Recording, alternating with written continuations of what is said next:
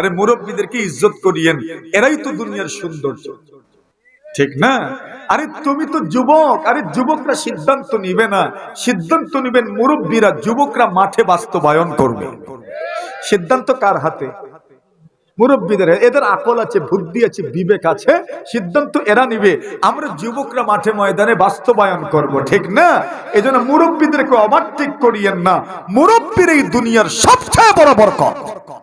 রাসূল বলেন আল বারাকাতু মা আকাবিরকুম, তোমাদের আকাবিরদের কাছেই তো বরকত, তোমাদের বড়দের কাছেই তো বরকত। বড়রা যেখানে আছে বরকত আল্লাহ সেখানে রেখেছে। কথা বুঝেছেন?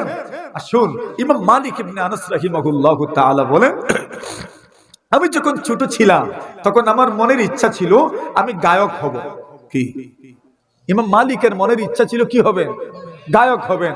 উনার চেহারাও এত সুন্দর ছিল না, এজন্য মা বলছেন, বাবা তোমাকে দিয়ে গায়কী হবে না, সুন্দর একটা টুপি আর পাগড়ি পরিধান করে দিয়ে বলছেন, যাও রবিয়াতুর রায় রাহিমাহুল্লাহু তাআলার মজলিসে যাও, সেখানে বসো আর ইলম অর্জন করো। ইমাম মালিক চিনেন? এক মযহবের ইমাম, সুবহানাল্লাহ। বুখারী শরীফ লেখার আগে সবচেয়ে বিশুদ্ধতম হাদিসের কিতাব ছিল যেটা আল মুওয়াত্তা লিল ইমাম মালিক, ইমাম মালিকের হাদিসের কিতাব সবচেয়ে বেশি বিশুদ্ধতম কিতাব ছিল ইমাম মালিকের মুওয়াত্তা। ইমাম মালিক বলেন, আমি রবিয়াতুর রায়ের কাছে গেলাম। রবিয়াতুর রায় কেমনে হইলেন এর একটা ঘটনা আপনাদেরকে শোনাইতে চাই। রবিয়াতুর রায় যখন জন্মগ্রহণ করেন, ওনার আব্বা জানের নাম হইল ফারুক, ওনার উপাধি কুনিয়ত উপনাম হলো আবু আব্দুর রহমান ফারুক রাহিমাহুল্লাহু তাআলা।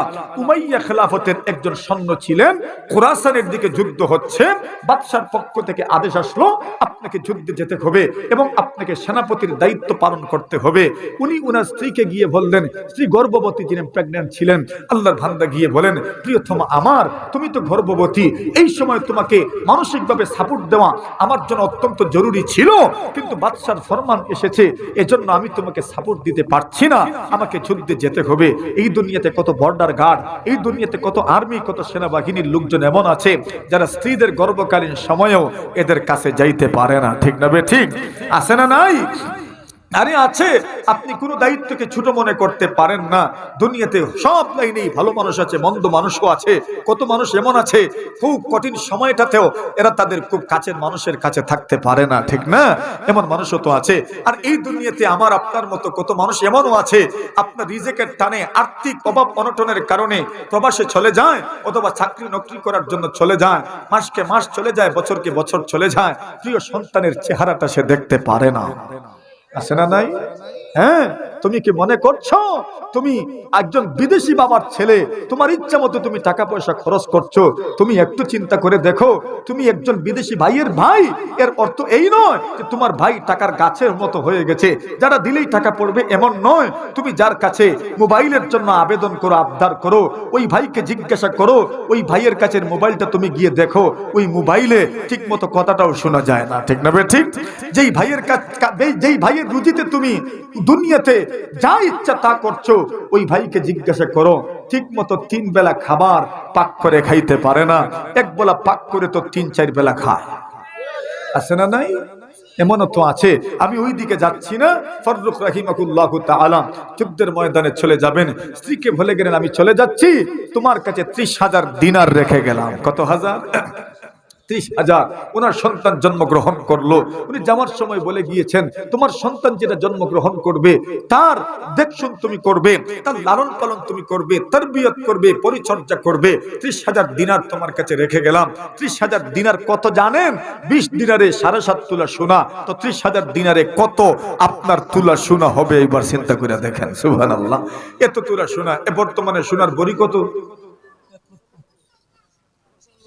95 দিন শেষ বাবা, এখন 1,08,000। কত?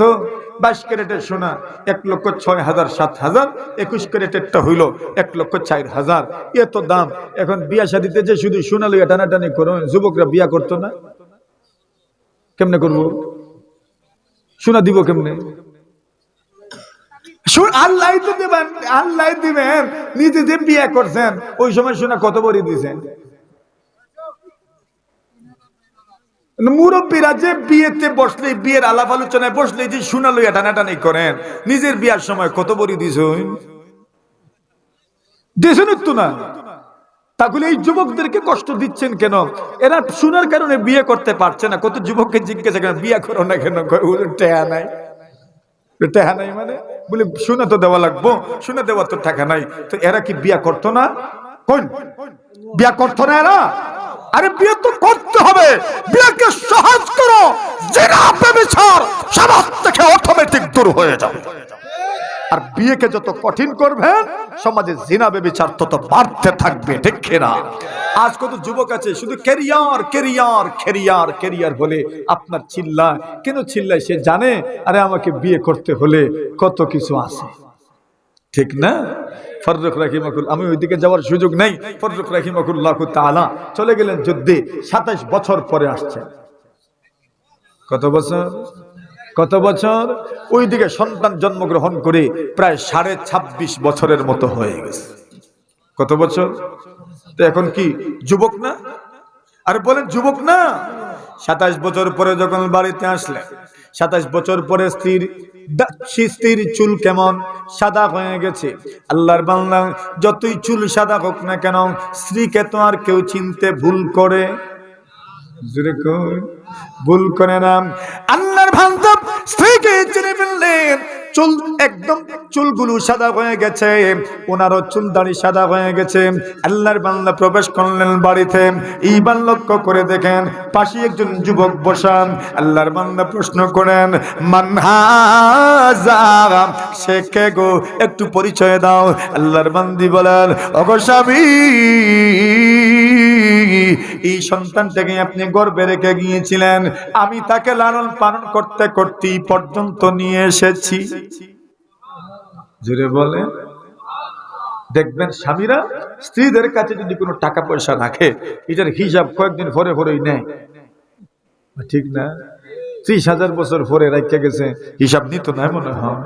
আল্লাহর বান্দা বলে, স্ত্রী গো আমার, আমি যে তোমার কাছে 30,000 দিনার রেখে গিয়েছিলাম, ওই 30,000 দিনারের খবর কি? স্ত্রী বললেন, 30,000 দিনার 27 বছর পরে মনে রয়েছে? বলে হ্যাঁ।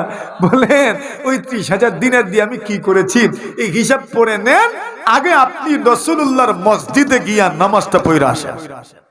জোরে বলে। হযরত রাবিয়াতুর রাহিমাহুল্লাহু তাআলা ফারুকের ছেলে, উনিও চলে গেছেন মসজিদে নববীর মধ্যে নামাজ আদায় করবেন। ফারুক রাহিমাহুল্লাহু তাআলা উনিও গেছেন নামাজ আদায়ের জন্য। নামাজ যখন শেষ হয়ে গেল, এইবার লক্ষ্য করে দেখা যায় মসজিদে নববীর মধ্যে, নবীজির মসজিদের মধ্যে হাদিসের ক্লাস বসেছে। হাদিসের ক্লাসে ছাত্র কেন? ইমাম মালিক ইবনে আনাস, ইমাম হাসান বিন জিয়াদ, ইমাম লাহাবী রাহিমাহুল্লাহু তাআলা, বড় বড় মুহাদ্দিসিনে কেরাম হাদিসের ক্লাসের মধ্যে বসা। এমন সময় দেখা যায় রবিয়াতুর রাহিমাহুল্লাহু তাআলা আব্বা জান ফারুক রাহিমাহুল্লাহু তাআলা চিন্তা করেন কে যেন হাদিস পড়ানোর জন্য বসবেন। অপেক্ষার পালা যখন শেষ হলো, এইবার লক্ষ্য করে দেখেন কলিজার টুকরা সন্তান হাদিসের ক্লাস করানোর জন্য বসে গেছে। জোরে বলেন। উনিও চাদরটা এইভাবে মুড়া দিয়ে উনিও গিয়ে ছেলের সামনে হাদিস পড়ার জন্য বসছেন। কিন্তু ছেলে এদিকে তাকান নাই, চিনেনও নাই, বুঝেনও নাই, চাদরটা এইভাবে দিয়ে বসছেন। বাড়িতে যখন আসছেন, বাবা চেহারার মধ্যে তো হাসির ঝিলিক, চোখের মধ্যে পানি, ওই পানিটা হইল আনন্দের পানি, ঠিক না? আল্লাহর বান্দা বলেন, স্বামী গো কেমন দেখলেন, কেমন লাগলো? আল্লাহর বান্দা বলেন, প্রিয়তমা গো, আমি আমার সন্তানকে এমন পজিশনে দেখেছি, আমার সন্তানটাকে আমি এমন অবস্থানে দেখেছি, এমন অবস্থান তৈরি হওয়ার পিছনে লক্ষ লক্ষ দিনার যদি শেষ হয়ে যায় আমার কোনো আফসোস নাই। আমার অনুপস্থিতিতে এমন একটা সন্তান তুমি গড়ে তুলেছো, এই জন্য আমি আমার রবের শুকরিয়া আদায় করার পরে আমি তোমার মতো একজন সচেতন স্ত্রীর শুকরিয়া আদায় করলাম। আল্লাহর বান্দী বলেন, আপনার সন্তানকে এইভাবে গড়ে তোলার জন্যই আমি এই টাকাটা ব্যয় করেছি। জোরে বলেন না সুবহানাল্লাহ। मेरे दोस्तों मोहतरम শুনেন, এই দুনিয়াতে সবচেয়ে বড় ভূমিকা গ্রহণ করতে হয় মাদেরকে, আর সাপোর্ট দিতে হয় আমাদের পুরুষদেরকে। কথা বলেন ঠিক কি না? সন্তান যদি আদর্শ সন্তান না হয়, সন্তানের মধ্যে যদি চরিত্র থাকে না, তাহলে আপনি যেন দুনিয়াতে সন্তানকে কিছু দিয়েই যেতে পারেন, ঠিক না?